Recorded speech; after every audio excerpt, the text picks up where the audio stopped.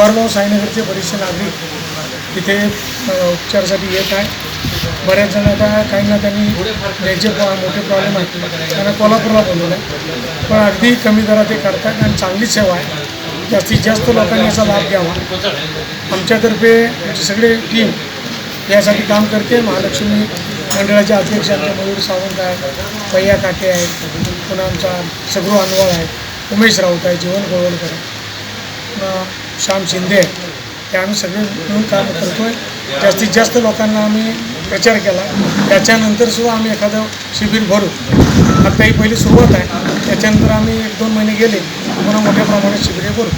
आणि तशी आरोग्याची फॅसिलिटी फार कमी आहे असं आम्हाला जाणवलं. इथल्या बऱ्याच नागरिकांनी आमच्या संपर्क साधला की तुम्ही तिथून कॅम्प करा. त्यासाठी आम्ही इथे कॅम्प केला आहे. आत्तापर्यंत 100 रुग्णांना तपासले गेले आहेत. त्यामध्ये काही बायपास रुग्णांना सजेस्ट केले, पण इथं सुविधा नसल्यामुळे त्यांनी बायपास करू शकत नाही. तसंच काही लोकांना अँजिओग्राफी करायची आहे, काही लोकांना किडनी स्टोनचं ऑपरेशन करायचं आहे.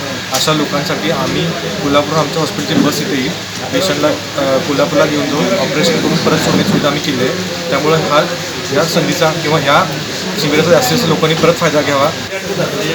आम्ही आताही मल्टीस्पेशालिटी हॉस्पिटल कोल्हापूर इथून आलो आहोत.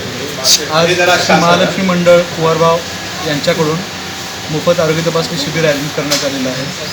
आताही मल्टीस्पेशालिटी हॉस्पिटलमध्ये सर्व प्रकारच्या शासकीय योजना उपलब्ध आहेत. महाराष्ट्र कर्नाटक या योजनेअंतर्गत मोफत उपचार केले जातात.